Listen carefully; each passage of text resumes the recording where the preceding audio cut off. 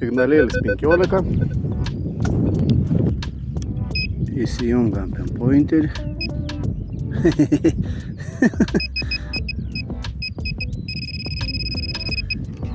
Tai kas čia yra? Rusų auksas. Atrodo paprasta. 1956 kapeika. Bet su tokia moneta buvo galima atsiskaityti per visą Sovietų sąjungą. Ir nors jai beveik 70 metų, ji verta vos kelių centų. 2 kapeiks, 1956. Signalas 23. Žiūram kontūrą.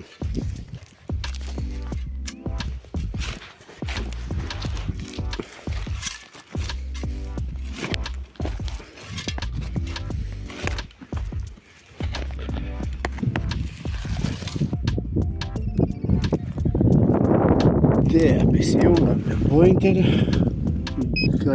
Galėtų būti moneta.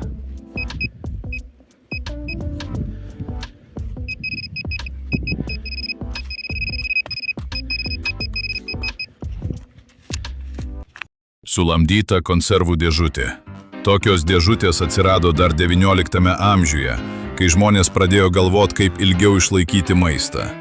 Ir įdomiausia, pradžioj jas buvo lengviau pagaminti negu atidaryti.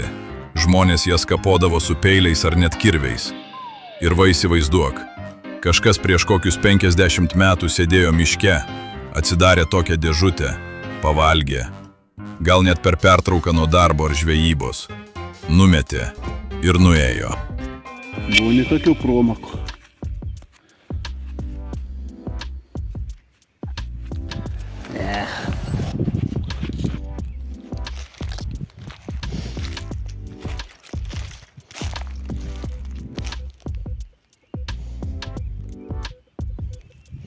Pasagėlį, katra atneš laimėlį šiandien. Įdomus faktai apie arklio pasagą. Pirma, ne šiaip metalas, tai apsauga. Pasaga saugo arklio kanopą nuo nusidėvėjimo. Be jos arklys greitai nusivaikščiotų, ypač ant kieto grunto. Antra, kalama į nagą, ne į mėsą. Daug kas galvoja, kad arkliui skauda. Realybė. Kalama į negyvą kanopos dalį, kaip žmogaus nagą. Trečia, sėkmės simbolis. Pasaga laikoma sėkmės ženklų daugelyje kultūrų. Yra net taisyklė, pakabinta U forma į viršų, laiko sėkmę žemyn, išpila sėkmę. Ketvira, seniau buvo labai vertinga. Geležis buvo brangi, todėl net sena pasaga buvo radinys. Todėl ir šiandien detektorius dažnai jas gaudo. Penkta, kiekviena individuali. Pasagos nėra vienodos. Kalvis jas pritaiko konkrečiam arkliui, pagal kanopą, darbą, paviršių. O, kokie graži.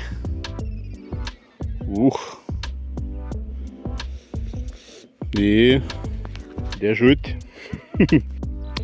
Atsimint, buvau pasakojus, kabučiano viduris buvau susukiai. Nu ir atlikton reikalai sag pametį. Tai o, po tiek metų radavo šiandien.